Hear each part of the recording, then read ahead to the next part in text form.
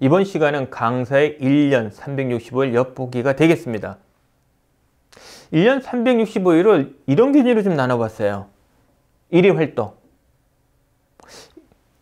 사업자 입장에서 제일 중요한 거는 매출을 발생시키는 활동을 해야죠. 그러니까 실제 돈 버는 행위를 하셔야 돼요. 그죠? 그런 일이 많아야 된다. 두 번째, 일이 없을 때 홍보 활동 해야죠. 근데 또 일이 없을 때는, 그러니까 제일 중요한 건 매일 강의, 그러니까 돈을 버는 활동하는 게 최고. 그게 없으면 홍보 또는 컨텐츠 개발 활동을 하셔야 된다. 그래서 되게 실제 1년을 보내시면은 성수기와 비성수기가 있어요. 성수기 때는 매출 발생 활동이 확실히 많아요. 또 그 자체가 홍보이기도 하고요. 근데 비수기가 있어요. 휴가철 또는 대규모 연휴, 명절, 그 시즌이 있습니다. 그럴 때는 집중적으로 주식 콘텐츠 개발 활동을 기간을 잡고서 하기도 해요. 그러니까 통상적으로 신규 교육과정에 대한 개발, 교육 콘텐츠 개발 한 8주 정도 걸리고요. 저술 활동도 최소 한 달, 그래서 3개월보다는 좀 줄고 한 2달 전후 플러스 마이너스 그 정도 소요됩니다. 왜? 매일같이 쭉 해놓은 게 있으니까. 그래서 시즌에 따라서는 매출 또는 홍보 또는 컨텐츠 개발로 매일 일상을 보내기도 합니다. 그래서 뭐 부지런하신다면야 뭐 오전에는 뭐 강의하고 그 다음에 오후 시간대는 홍보나 뭐 컨텐츠 개발 이렇게 할 수 있는데 몸 상합니다. 그래서 성수기 비성기에 따라서 매일 해야 될 일이 좀 나눠진다. 이 점을 좀 여러분이 이해해 주시고요. 주간 활동. 매출이 발생하면은 정산을 해야 돼요. 근데 사업자라면 계산서 발행을 해야 돼요. 그러니까 그걸 깜빡하면은 계산서 청구를 안 했어. 그럼 매출 깜빡한 거죠. 그걸 1년 내내 깜빡하면 어떻게 돼요? 날아가는 거죠. 그래서 제일 좋은 거는 강의가 끝나면, 자, 매출이 발생 활동이 끝나면 그 다음, 그 해당하는 주에 계산서를 발행하는 것이 좋습니다. 루틴으로요. 그래서 계산서를 발행을 해야 되는데 계산서가 두 종류가 있어요. 세금 계산서라는 게 있고요. 지금 그림 보시면 그림 왼쪽 하단에 있는 그림 보시면 왼쪽에 있는 게 세금 계산서예요. 세금자가 붙어요. 얘는 부가세가 들어가요. 근데 부가세가 없는 경우는 그냥 계산서예요. 여기 항목 보시면 세금 내는 데가 없어요. 세금 부분이 없어요. 이 차이점이 있다. 그래서 부가세 면세 사업자는 계산서를 발행하고요. 부가세를 내야 되는 사업자는 세금 계산서를 발행을 해야 돼요. 그런데 최근에는 전자 세금 계산서 발행을 요구를 합니다. 그러니까 이런 종이상으로 발행보다는 전자 세금 계산서, 그러니까 전자 계산서를 이메일로 이제 보내면 고객사에서 그 이메일을 받고 그것을 이제 처리해서, 그러니까 증빙이 글로 이메일로 간다는 얘기예요. 그럼 그걸 갖고서 이제 정산을 하죠. 그러면 전자 세금 계산서를 발행을 하려면 요령이 있어요. 서비스 업체가 있어요. 그러니까 저 같은 경우는 LG U+의 전자문서 서비스가 있습니다. 거기에 보면 여기 화살표 있는 것처럼 전자세금 계산서 발행의 메뉴가 있어요. 여기서 발행을 하는 겁니다. 그래서 일단 여러분 아실 거는 사업자가 됐으면 주간 단위 활동할 때는 매출이 발생된 것에 대한 계산서 발행을 하셔야 된다. 그런데 사업소득이 아닌 경우는 계산서 발행을 안 해요. 그냥 세금을 아예 띄고 받습니다. 원천 징수를 해서 지급을 받아요. 그거는 계산서 발행이 아니에요. 근데 계산서 발행을 해야 되는 경우가 있어요. 대개 사업소득이에요. 그 경우 전자 계산서를 발행해야 된다. 그럴 때는 전문 서비스를 이용해야 된다. 그 요령은 여러분이 인터넷 통해서 좀 찾아보시고요. 자, 주간 활동 계속 말씀드리면 일주일 내내 매출을 발생하는 활동을 매주 할 수는 없거든요. 1년 내내. 그래서 통상적으로 주간 단위로 봤을 때는 글쓰기, 지속적인 지식 콘텐츠 생성, 그 다음에 네트워킹, 교류, 뭐 그 인터넷상에서 교류라든지 아니면 뭐 직접적인 대면이든지 그 다음에 심심 힐링 활동을 했는데요. 그 매출 발생 활동을 하고 나면 사실 심신이 지쳐요. 그거를 회복시켜야 됩니다. 그래서 저는 멍때기라는 표현 쓰는데 진짜 아무 생각 없이 머리를 비울 시간이 필요해요. 저 같은 경우는 팬데믹이 오기 전에는 지금 하루 이상의 그 집합교육을 했다 그러면은 꼭 끝나고 그 다음날은 사우나 갔습니다. 반나절은 이제 이따 나와요. 그럼 힐링이 좀 됩니다. 뭐 저만의 방식 또는 힐링 타임, 멍 때리기. 제가 보고 싶은 거, 듣고 싶은 거 하는 거예요. 그냥 한두 시간을. 그러니까 그런 노력도 사실은 필요합니다. 근데 만약에 뭐 매출 활동이 없어. 그럼 뭐 힐링할 거 없죠. 열심히 글 쓰고 네트워킹 하는 거고요. 자, 월간 활동. 실적이 발생된 것에 대한 리뷰. 그건 뭐 어려울 건 없어요. 그죠? 포인트 뭡니까? 받을 돈 제때 받는 거.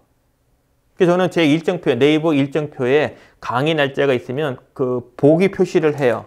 기호로. 그러니까 특정한 날에 뭐 만약에 강의가 있다. 그럼 앞에 기호 씁니다. 이렇게 비어있는 기호.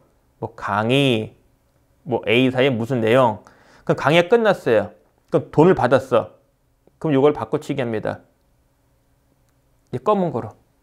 그래서 캘린더만 보면은 내가 돈을 받았구나 안 받았구나를 알 수가 있습니다. 어쨌거나 월간으로는 정산, 돈의 수금에 대한 부분도 좀 챙기시고요. 그다음에 자료 보완. 그러니까 강의한 것에 있어서 막상 하다 보면은 보완되는 게 있고 또는 그 시점적으로 새로운 데이터들이 업데이트가 돼요. 그런 걸 좀 보강하는 노력도 좀 필요하고요. 뭐 SNS 활동은 당연한 거고요. 더 중요한 거는 항상 그 1인 사업자 입장에서 봤을 때 가정의 평화를 위해서는 한 3개월치 수주를 깔고 가는 게 좋아요. 그러니까 일정상 3개월치가 있으면 마음이 편합니다. 근데 이게 짧을수록 불안해져요. 그래서 항상 예를 들면 지금 만약에 2월이면 3월치에 대한 부분이 거의 매출이 지금 그 약정이 돼줘야 돼요. 그런 노력을 하셔야 된다. 그래서 컨설팅은 보통 3개월 정도 걸리기 때문에 컨설팅을 수주를 하면은 금액을 떠나서 3개월 동안 마음이 편합니다. 강의 일정도 마찬가지예요. 근데 이게 뭐 개인차가 심합니다. 갑자기 채워질 수도 있고요. 대부분은 그 월 중간 되면 그러니까 15일경 되면은 이글분에 대한 것이 윤곽이 대부분 나와요. 그러니까 너무 조급할 필요는 없다. 물론 초기에는 달라요. 초기에는.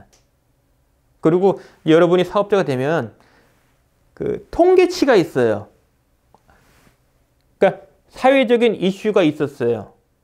그러니까 호황, 불황 뭐 이런 걸 다 감안해서 매출이 업, 다운이 돼요. 그러면 업이 됐을 때 그 도달점, 다운됐을 때 그 금액 이런 부분 보면 통계적으로 중간값이 좀 보여요. 그러니까 중간값은 확률적으로 나오더라고요. 그러니까 너무 조마조마하지 않으셔도 된다라고 말씀드리고 싶고요. 근데 월 단위로 봤을 때는 사실 조급하죠.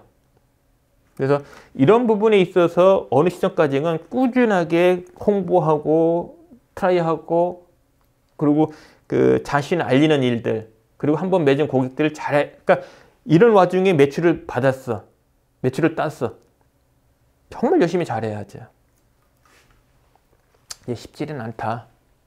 자, 분기별. 강의 성수기. 바빠요. 지방도 가야 되고 하루 종일 하게 되고 며칠도 하게도 되고 건강이 중요하다. 건강은요. 임기치만 넘으면 한 방에 훅 가요. 그럼 그 후유증이 오래 걸리면 환자가 되는 거고요. 일시적이면은 뭐 그냥 과로 정도 되는 건데 어디에 될지는 누구도 몰라요. 그래서 과욕하지 말라고 말씀드리는 겁니다. 자, 비성수기. 비성수기는 쉴 땐 쉬자. 근데 또 우리 지식 콘텐츠 사업자니까 요때 사실은 새로운 아이템의 개발, 뭐 자료 보강 이런 것들도 좀 필요하다. 뭐 분기를 봤을 때 4분기 같은 경우는 사실 뭐 주로 매출 활동보다는 물론 과목에 따라서는 활성화되는데 대개 12월은 지식 콘텐츠 사업 입장에 봤을 때는 비수기예요. 뭐 개인 차량이 있긴 있습니다만 대략 없어요. 그때는. 그래서 네트워킹 활동을 많이 하신다. 연관 활동. 연관으로 본다면 이 1인 사업자 입장에서 봤을 때 제일 중요한 거는 세금 정산이에요.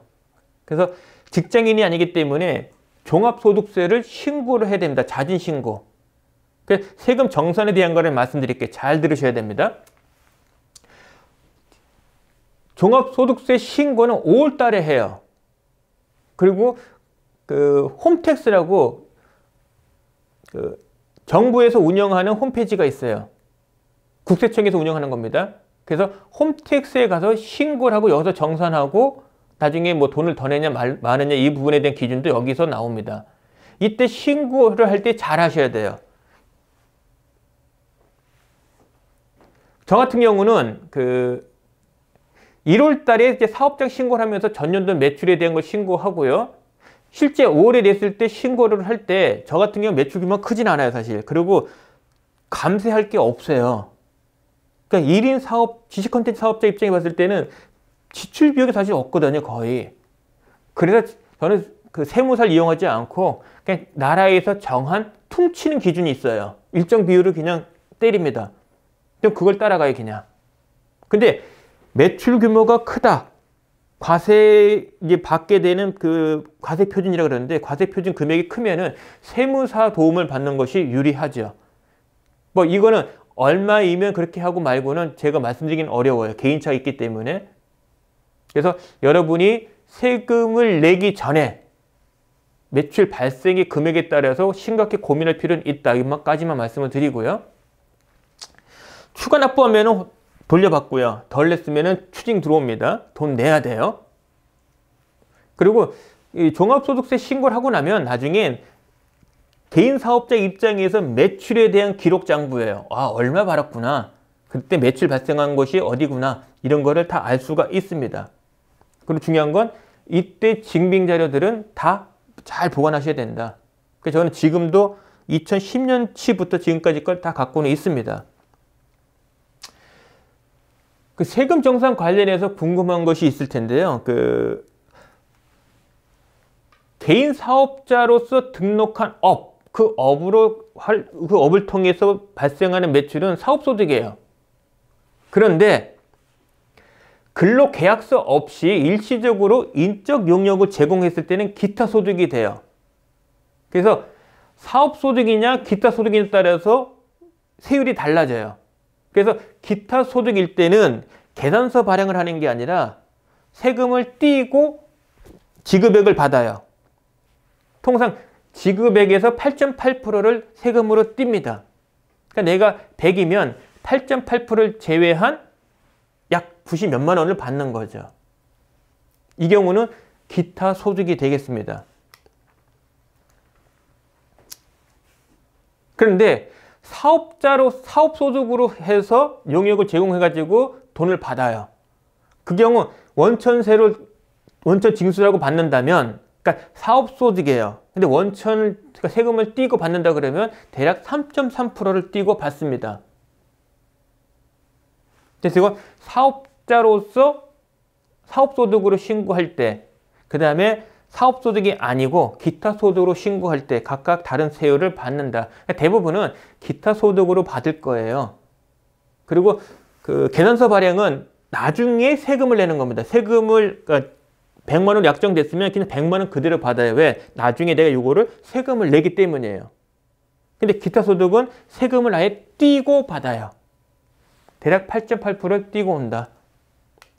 그래서 종합소득세를 할 때는 발생한 매출의 소득의 공제 금액을 뺀 금액이 과세 표준 금액이 돼요. 그래서 과세 표준 금액이 얼마에 따라서 세율이 달라지는데 이 경우가 이제 난망한 거죠. 그래서 과세 표준으로 했을 때 4,600만 원 이상이 되면은 세율이 확 높아져. 이 점 착안하시라. 그래서 농담으로 무조건 1억 버는 게 중요한 게 아니고요. 과세 표준에 어느 선에서 걸리느냐. 그 금액을 이제 맞추려고 노력들을 많이 합니다. 세무 절감 쪽, 세금 절감이라는 쪽에서 이제 우리가 얘기할 때는 가급적이면 세금을 덜 내려면 과세표준 금액이 일정한 금액이 되면 법인 사업자로 전환하라라고 권장을 합니다. 1인도 법인 사업자가 될 수 있기 때문이에요. 저는 얼마냐고 묻지 마십시오. 많이는 안 냅니다. 요건 좀 달라요. 매출하고 공제가 있고 과세표준이기 때문에 좀 달라요. 자, 여기까지 해서 이제 강사액 1년 360을 엿보기였고요.